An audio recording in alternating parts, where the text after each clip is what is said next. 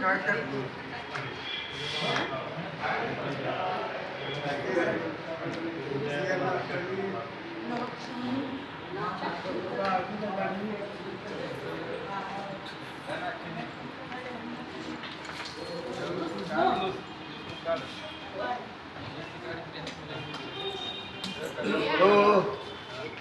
काय करायला काय करावं मला हेच मुश्किल करू काय कवर गेलं येऊन गेलं किती मारे तर हे कोणतं थांबतं खरं ना तसं नसतंय कसं चौकड आमची जागेचं सगळं तिथं राहू देणार नशेला राहू देणार सगळं किती बारी आम्ही आलो तर आमचं काहीच करीना दपेटी पिठी राहून तरी काय करायचं 4 लेकर होते 2 गेले ही दुआ बाया आहेत त्याच्या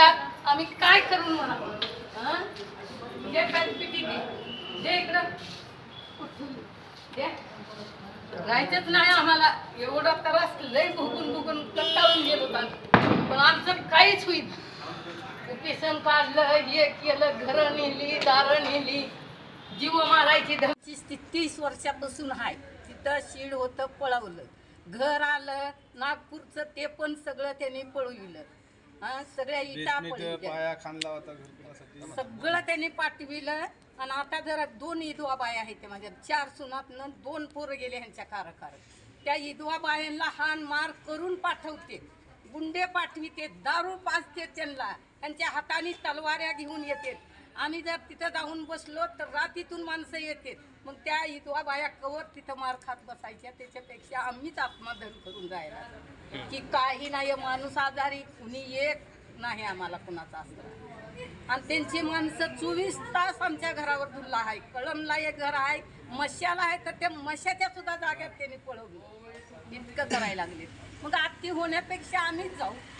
खाऊ द्या त्यांना आज काय म्हणले जिल्हाधिकारी मॅडम आज काय म्हणले ते अधिकारी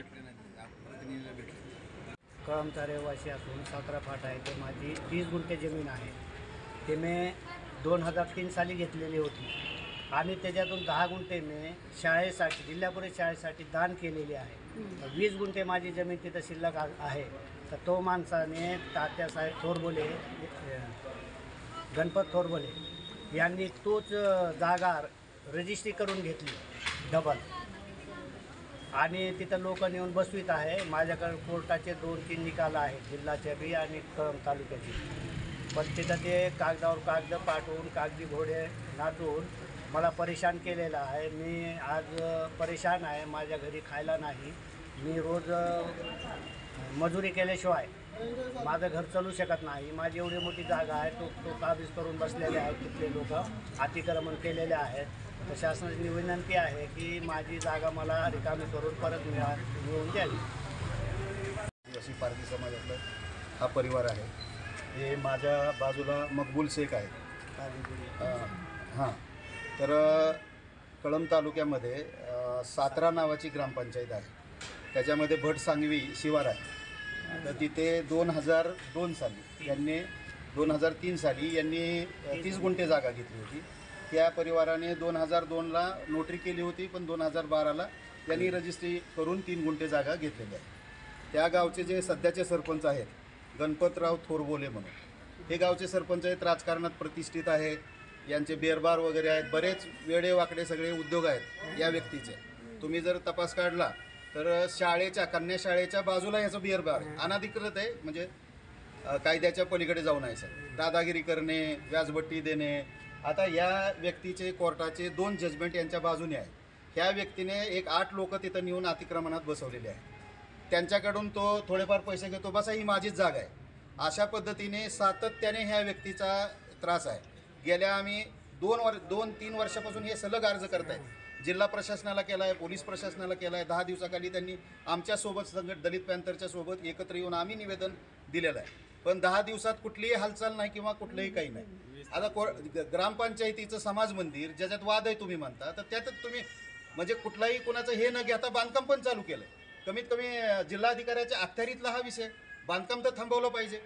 त्याचा शेड तिथे होता तो शेड काढून घेऊन गेलाय मालमत्तेचं नुकसान करणं आदिवासीचं ॲट्रॉसिटी ॲक्ट अंतर्गत येतं याच्यावर गुन्हा दाखल झाला पाहिजे तिथं गेल्या ह्या वयस्कर माणसाच्या अंगावर 10-10, 12-12 पोरं सोडून देतो. भिवून यांनी जागा सोडून दिली पाहिजे. मध्ये मध्ये 2-3 माणसं पाठवतो, देतो 50,000, सोडून द्या जागा, तुम्ही अधिकार सोडा आणि तुम्ही बाकी काय करायचं नाही. तर या पद्धतीने जी गुंडगिरी चाललेली आहे याच्यावर तात्काळ हा जो आहे याच्यासोबत गणपतराव तोरबोले, भारत गायकवाड, शरद उबाळे आणि बब्रुवान उबाळे या 4 लोकांचं टाळकं एकत्र येऊन सातत्याने ह्या पीडित परिवाराला खूप त्रास देत आहेत. याचे परिणाम भविष्यात काय होतील की तात्काळ शासनाने आता जिल्हा अधिकारी मॅडमचंही बोलणं झालं. मॅडमने DYSP साहेबांना फोन लावला आहे कळमच्या, तर तात्काळ कायदेशीर कारवाई तरी प्राथमिक त्यांच्यावर दाखल व्हायला पाहिजे. आज काय आंदोलन केलं?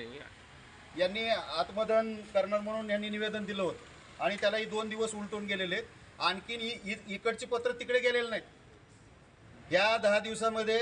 SP-चं पत्र खाली पोलीस स्टेशनला पोहोचलं नाही आणि माननीय जिल्हाधिकारीचं पत्र सुद्धा आणखीन पोहोचलेलं नाही. तुमची मागणी काय आता? ते जे त्रास देणारे 4 व्यक्ती आहेत त्यांच्यावर ॲट्रॉसिटी अंतर्गत गुन्हा दाखल झाला पाहिजे आणि हे जे अतिक्रमण आहे, नेहमीचा जो त्रास आहे तो बंद झाला पाहिजे त्यांचा. आपलं नाव काय? मी प्राध्यापक अशोक तांबे, दलित पॅंथर प्रदेशाध्यक्ष.